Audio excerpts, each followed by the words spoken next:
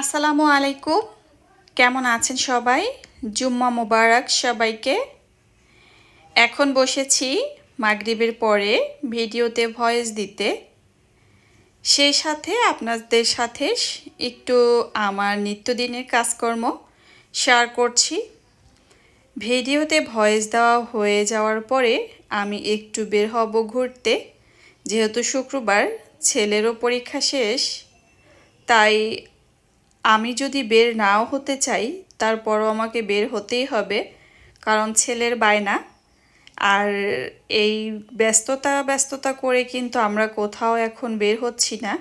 তো আমরা এই প্ল্যাটফর্মে যারা কাজ করি এটা তো সবাই জানি যে আসলে এই দিকে যে একটা টার্গেট থাকে আমাদের, এই কারণে কিন্তু কোথাও বের হওয়া হয় না।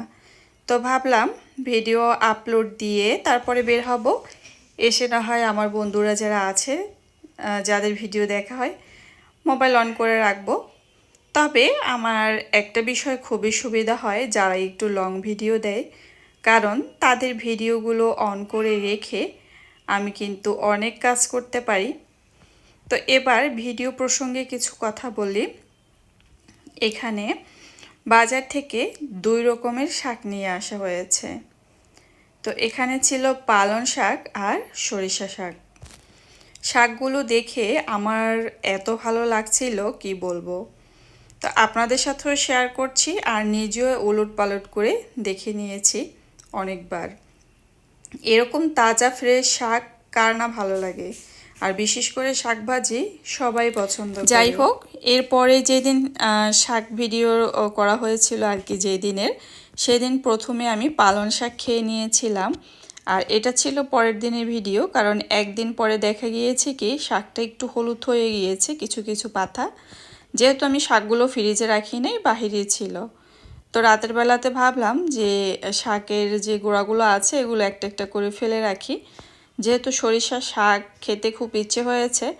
তো যারা বিক্রি করে ওরা কিন্তু খুব ছোট থাকতেই সরিষা শাকগুলো তুলে ফেলে বিক্রি করার জন্য। তো দেখা যায় বড় পাতা হলে কিন্তু খেতে আরও ভালো লাগে। আর আমার খুব শাকভাজি ইদানিং সবসময় পছন্দ করি, তারপরও এখন যেহেতু শীত চলে আসছে আর এই সময় কিন্তু বিভিন্ন রকমের শাক পাওয়া যায়। সেদিন মূলার শাক খেলাম, তারপরে পালং শাক খেয়েছি। এখন আপনাদের সাথে শেয়ার করব সরিষা শাক ভাজি। তো কিভাবে ভাজি করব সেটাই শেয়ার করব। জানি এটা একটি সাধারণ রান্না, এটা আপনারা সবাই পারেন, তারপরও যেহেতু ভিডিও শেয়ার করি এই কারণে আপনাদের সাথে একটু শেয়ার করব। এদিকে আমি ভিডিওতে ভয়েস দিচ্ছি আর ওদিকে কিন্তু আমাকে ডাকছে। তো একবার আমি রাগ করেছি যে এত ডাকছো কেন, জানোই তো আমি ভিডিওতে ভয়েস দিচ্ছি, আসতেছি।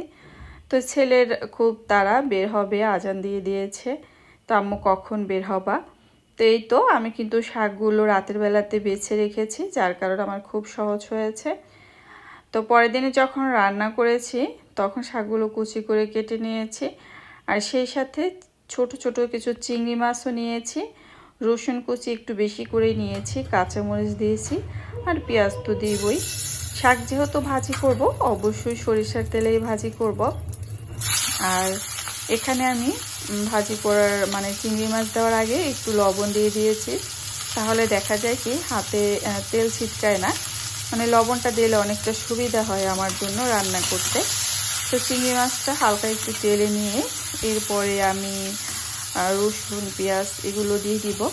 তো আমরা যেহেতু ভিডিও করি এই সময় দেখা যায় যখন আমাদের মোবাইলের যে গ্যালারি মানে মেমোরি ফুল হয়ে যায়, তো ফুল হওয়ার কারণে অনেক সময় ভিডিও নিতে চায় না। তারপরে অপ্রয়োজনীয় কিছু ভিডিও থাকে, সেগুলো সরিয়ে ডিলিট করে তারপরে কিন্তু আবার নতুন করে ভিডিও করতে হয়। তো আমরা যারা ভিডিও করি এটা তো আসলে সবাই জানি, দেখা যায় খুব ভিডিও করার সময়ে হঠাৎ করে ভিডিও হচ্ছে না বা মেমোরি ফুল হয়ে যায়। তো সেক্ষেত্রে আর কি অনেক সময় দেখা যায় একটু সমস্যা হয়। তো তারপরে একটা অপশন আছে, সেখানে আমার অনেক ভিডিও রাখা হয়। তো দেখা যায় ভিডিও করতে করতে আর কি মনে থাকে না, যার কারণে গ্যালারি ফুল হয়ে যায়, সেগুলো সরিয়ে আবার ভিডিও অন করতে হয়। তো অনেক সময় দেখা যায় কাজে লেট হয়ে যায়। এই পর্যায়ে চিংড়ি মাছটা তো ভাজি হয়েছে, আর আমি শাকগুলো উপর থেকে দিয়ে দিচ্ছি। আর শাক ভাজি করলে একটু সুন্দর করে প্রিপারেশন নিয়ে শাকটা ভাজি করলে বা যে রান্নাটা একটু মনোযোগ সহকারে করা হয় সেটা খেতে কিন্তু ভালোই লাগে। তো শাকটা ভাজি করছিলাম চিংড়ি মাছ দিয়ে, আর মনে মনে ভাবছিলাম যে গরম ভাতের সাথে কখন আমি খাবো। অনেক সময় দেখা যায় বাসায় মাছ মাংস থাকলেও সেদিকে তেমন একটা আগ্রহ থাকে না। যদি কোনো নতুন শাক আনা হয় বাসায় তখন কিন্তু সেদিকেই বেশি আগ্রহটা থাকে। আমার মতো আপনাদের হয় কি না অবশ্যই কমেন্ট করে জানাবেন। তো যাই হোক, এখানে তো সরিষা শাক এতটুকু দেখাচ্ছে, এরপরে আরও কমে যাবে সিদ্ধ হয়ে।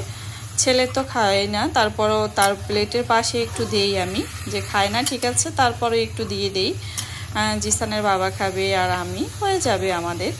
তো শাকটা কিন্তু খুব মজা হয়েছিল সরিষা শাকটা।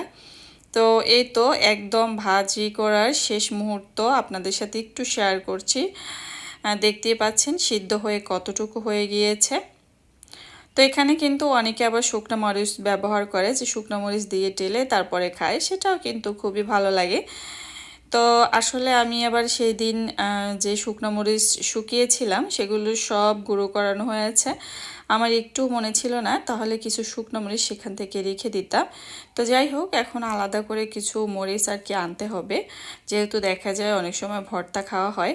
আর শীতের যেহেতু এখন সিজন, কাঁচামরিচটাই বেশি খাওয়া হয়, আর কাঁচামরিচটা খাওয়াই কিন্তু ভালো। তো এই তো আমার মূলা শাক ভাজি হয়ে গিয়েছে, আর এরপরে মেয়ের জন্য কিছু ড্রাই ফ্রুটস নিয়ে আসা হয়েছে। তো সেগুলো একটু রাখবো, সেটাই আর কি আপনাদের সাথে শেয়ার করছি, তেমন বিশেষ কিছু না। তো এই তো এখানে রয়েছে ওটস, যেহেতু মেয়েকে ওটস খাওয়াই, তো এই জন্য ভাবলাম যে নিয়ে আসছে আপনাদের সাথে একটু শেয়ার করি। আর সেই সাথে আমি অন্য একটা পাত্রে কিছু রাখবো, কারণ এটার ভিতরে অনেকগুলো ওটস রয়েছে। তো দামটা কিন্তু বেশ ভালোই। তো যাই হোক, তারপরে আমি আবার কেটে অন্য একটা পাত্রে কিছু রেখে দিচ্ছিলাম, কারণ এই প্যাকেট টানাটানি করা বা এটা আসলে কেমন একটা লাগে। তো এই জন্য আমি পাত্রে ঢেলে কিছু পরিমাণ রেখেছি। আর প্যাকেটটা আমি আবার একটু গরম করে এটা আর কি জোড়া লাগিয়ে দিব, তাহলে দেখা যাবে যে আলো বাতাস আর ঢুকবে না। তো হয়তো আপনারা অনেকেই এমন করেন, যেমন দেখা যায় বাসায় যেহেতু দুধ চা খাওয়া হয়, তো অনেকে করে কি এক প্যাকেট দুধ সব কিন্তু একটা বয়ামে রাখে। আমি ওরকম করি না, ছোট একটা নিই, তো যতটুকু লাগে এক বয়ম করে ওরকম রাখার পরে আমি আবার দুধের প্যাকেটটা একটু গরম চুলার পাশে ধরে আগুনে তারপর আটকে রাখি, এরকমই করি। আর এই তো এখানে রয়েছে কিছু খেজুর।